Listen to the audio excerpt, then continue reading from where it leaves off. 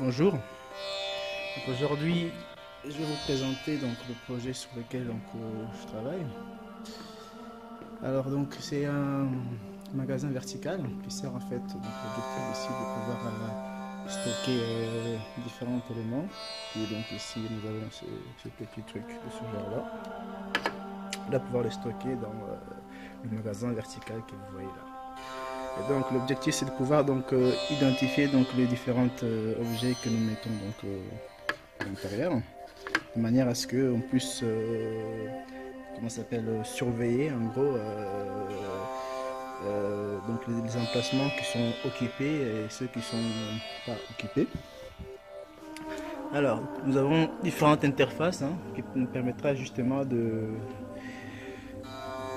commander la machine, par exemple lorsque nous aurons besoin de entrer l'un de ces objets, par exemple dans un emplacement numéro je sais pas 5, on va pouvoir par exemple vous indiquer voilà, cet objet là c'est numéro 5 par exemple.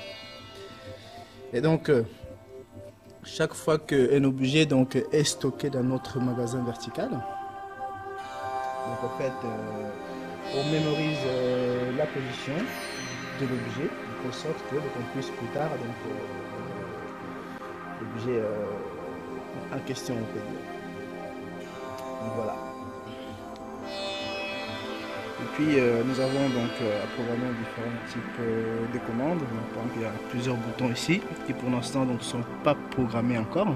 Bon, ça c'est juste l'aide à l'image qui montre en fait l'état de fonctionnement. Et nous aurons par exemple deux modes de fonctionnement, donc mode manuel et mode automatique, qui pour l'instant n'est pas programmé. Donc ça sera à nous de programmer ça. Et donc dans la mode automatique par exemple, il y aura des différentes fonctionnalités qui vont faire que la machine devra fonctionner en autonomie au niveau de stockage, Et puis en mode manuel, on va pouvoir commander quelle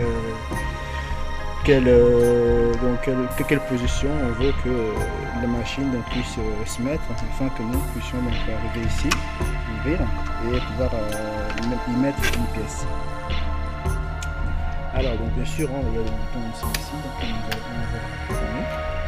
Et donc ici nous travaillons avec un automate de Schneider qui est M340. Les différents ports d'entrée-sortie que nous avons ici. Et aussi nous avons des entrées-sorties un peu particulières pour commande des moteurs qui font que notre magasin puisse se tourner.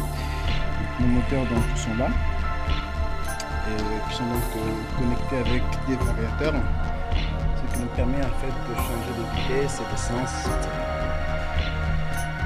Donc voilà.